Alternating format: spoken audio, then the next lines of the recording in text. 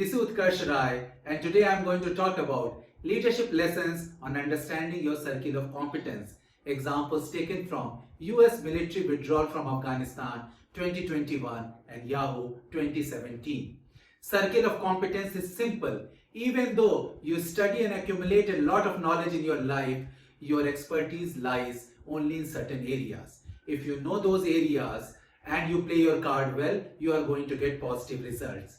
Understanding your circle of competence will help you to avoid mistakes, identify opportunities for improvement, and learn from others.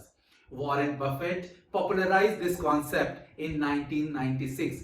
What an investor needs is the ability to correctly evaluate selected companies. Note the word selected. You don't have to be an expert in every or even many companies, but you should be able to evaluate companies within your circle of competence. The size of circle is not important. Its boundaries, however, is vital. Yahoo was once valued $125 billion, but it was sold to Verizon in 2017 for a mere $4.8 billion. Why? It is the lack of knowledge of companies' circle of competence. Many CEOs tried to arrest the downfall, and Marissa Mayer spent billions of dollars on strategies which did not pan out, buying around 50 startups that all miserably failed.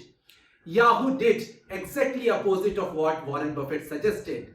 They invested outside their circle of competence.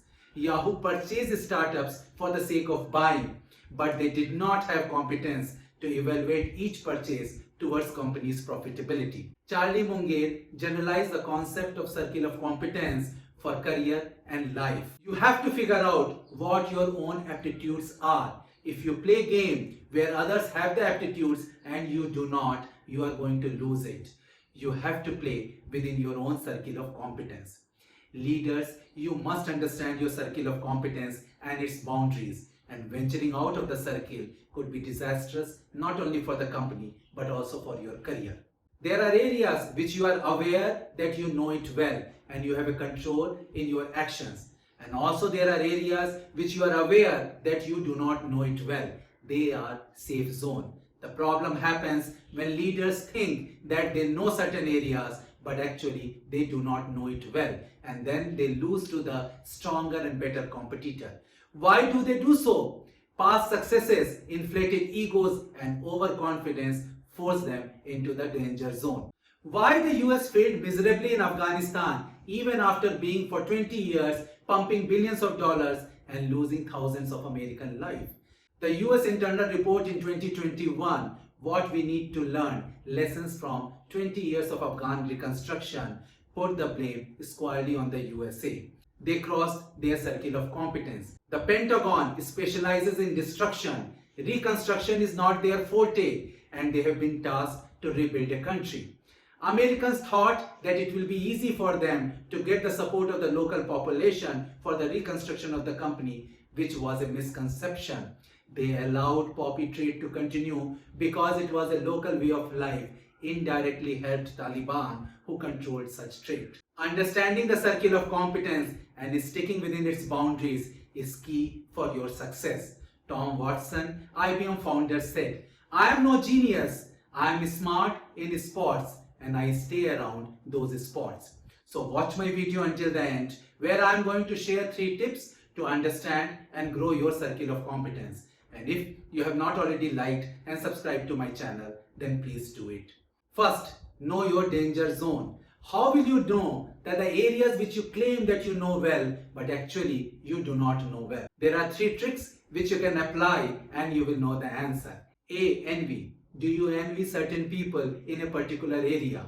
Are they expert in those areas and they already have a clear edge over you? Then you have to do a lot of catch up before you can claim to be competent.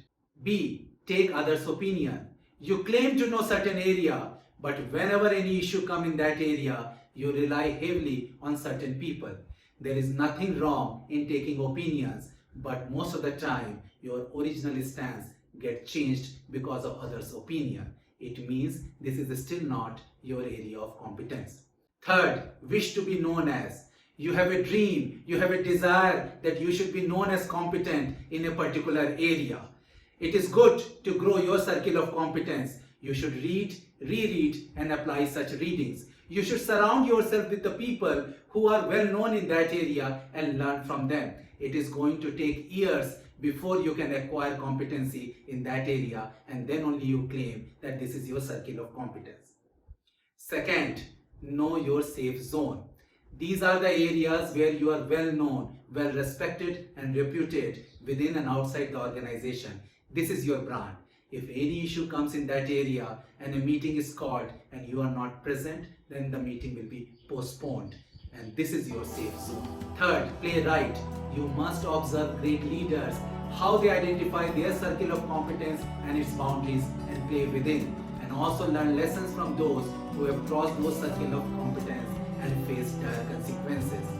History and industry is full of such examples. So leaders, whenever you are at a crossroad, for yourself or for your company, you must self-assess your circle of competence and its boundaries and take decision accordingly. I hope you like this video. Do like, share and subscribe to my channel. Thank you.